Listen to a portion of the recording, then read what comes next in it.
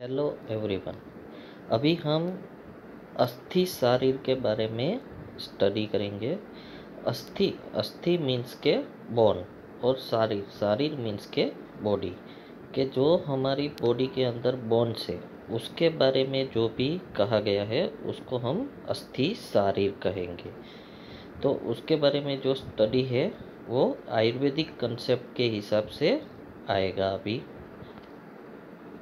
सबसे पहले आएगा अस्थि का डेफिनेशन। अस्थि तो अस्थते इति अस्थि, अस्थते प्लस अस प्लस थिन प्लस मास आभ्यंतर अस्थे इति के जो मांस के बीच में, मांस मीन्स के मसल, आभ्यंतर मीन्स के उसके अंदर या इनसाइड, बिटवीन द मसल्स के बीच में जो भी स्ट्रक्चर रहता है उसको हम अस्थि बोलेंगे।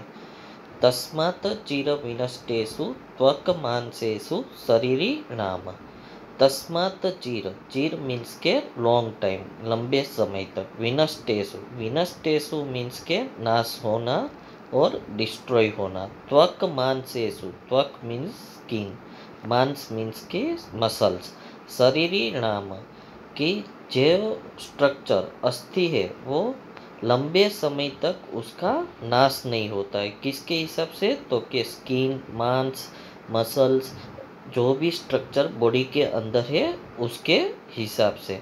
अस्थिनी न विनश्यन्ति साराणि एतानि देहि नाम। अस्थिनी न विनश्यन्ति के अस्थि का विनाश नहीं होता है कि बॉडी के अंदर जो भी मांस, शिरा, स्नायु, स्किन, जो भी स्ट्रक्चर आए हुए हैं उन सब का नाश जल्दी हो जाता है। उसके सामने जो अस्थि है वो लॉन्ग टाइम तक ऐसे ही रहता है, उसका नाश नहीं होता है।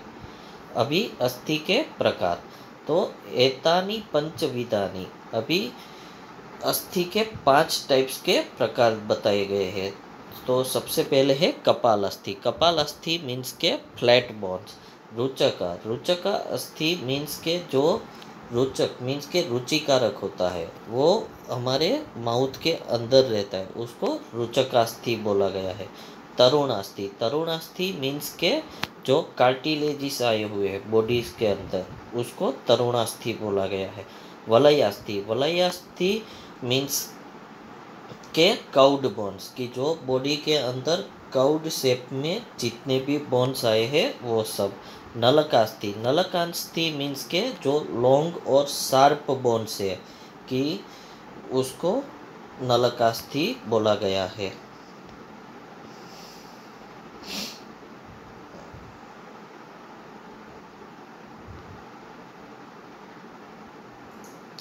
अभी अस्थि की उत्पत्ति कैसे होती है?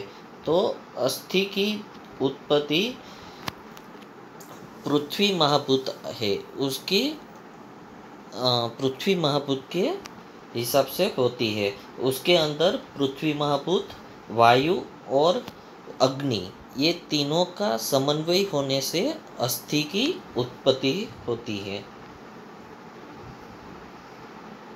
अभी जो अस्थि के टाइप्स बताए तो कौन कौन से अस्थि हमारे बॉडी के हैं वो कौन कौन से टाइप्स में आते हैं। तो सबसे पहले है शिरः शंख कपालेषु तालु अंश प्रोथ जानुषु। तो शिरः, शिरः मीन्स के हेड, हेड के जितने भी बोन्स है वो सब। शंख कपालेषु के जो हमारा कपाल का भाग है वो भाग। तालु मीन्स के मुख के अंदर तालु जो आता है वो। अंश मीन्स के स्केप्युला। जानुषु, जानुषु मीन्स के पटेला। कपलानि भवन्ति एषु कि ये सब जितने भी बोन है वो सबको कपालास्थि बोला गया है। दंतेषु रुचकानि च, दंतेषु मीन्स के तीथ, तीथ है उसको रुचकास्थि बोला गया है। अक्षि कोश श्रुति ध्राण ग्रीवासु तरुणानि च। अक्षि, अक्षि मीन्स के आई, आई के अंदर जितने भी बोन्स है वो सब। श्रुति मीन्स के ईयर, कान के अंदर जितने भी बोन्स कान के अराउंड रहते हैं वो। ध्राण मीन्स के नोज, नोज के अंदर जितने भी बोन्स है वो सब।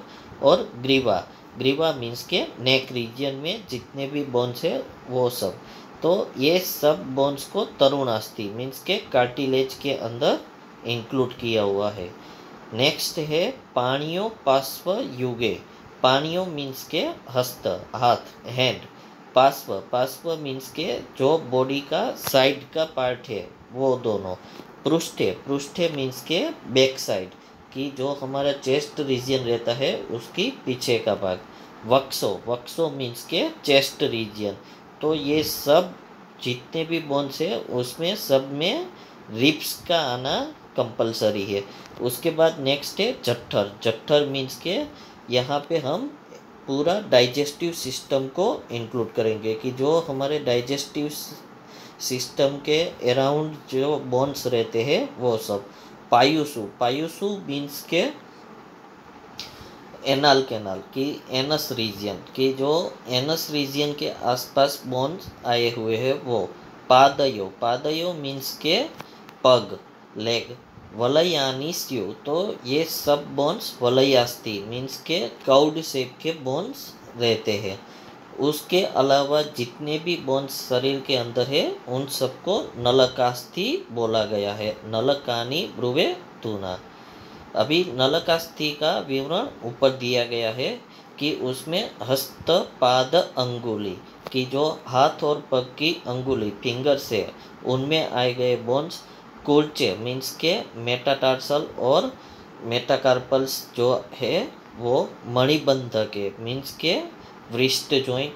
बाहु जंगा द्वय। बाहु मीन्स के ह्यूमरस और जंगा मीन्स के थाई रीजन में जो बोन है वो फीमर बोन। अपि जानीयात नलकानी तु के उन सबको नलकास्थि जाना गया है।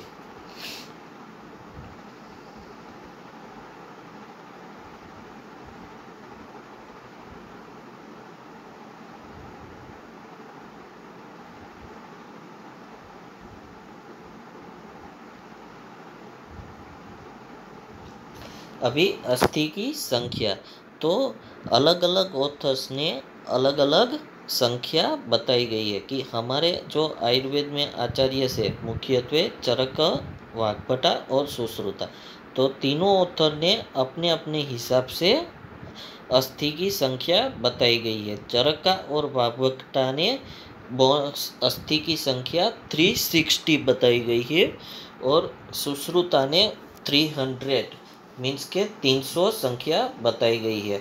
और मॉडर्न कंसेप्ट के हिसाब से बोन्स की संख्या है 206।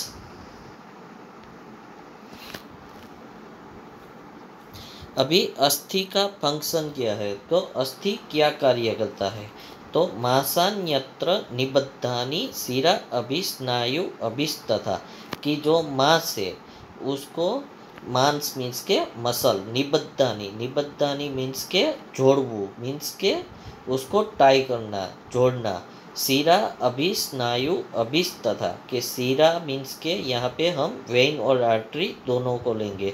स्नायु मीन्स के जो भी बॉडी के अंदर टेंडन्स वो सब आए हैं वो सब।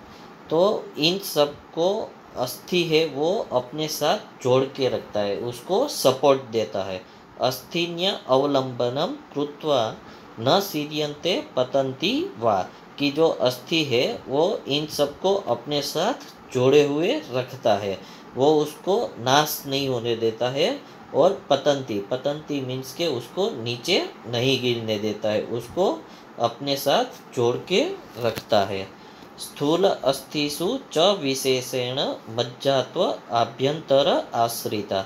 अभी हमने जो सप्त धातु देखा है उसमें अस्थि के बाद मज्जा धातु की उत्पत्ति होती है तो अस्थि से ही मज्जा का उत्पत्ति होती है। तो मज्जा धातु है वो अस्थि के अंदर रहती है। जो अस्थि के अंदर स्पेस रहता है उसके अंदर मज्जा धातु आश्रित रहती है। अथ तरेषु सर्वेषु सरक्तम मेद उच्यते। वो लाल रंग का मीन्स के रेड कलर का होने की वजह से उसको सरक्तम मेद की नाम से भी जाना जाता है।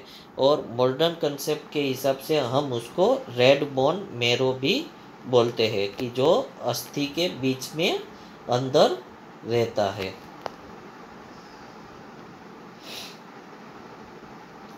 नेक्स्ट है त्रिदोषकत्व, कि अस्थि के अंदर कौन से दोष का प्रभुत्व रहता है।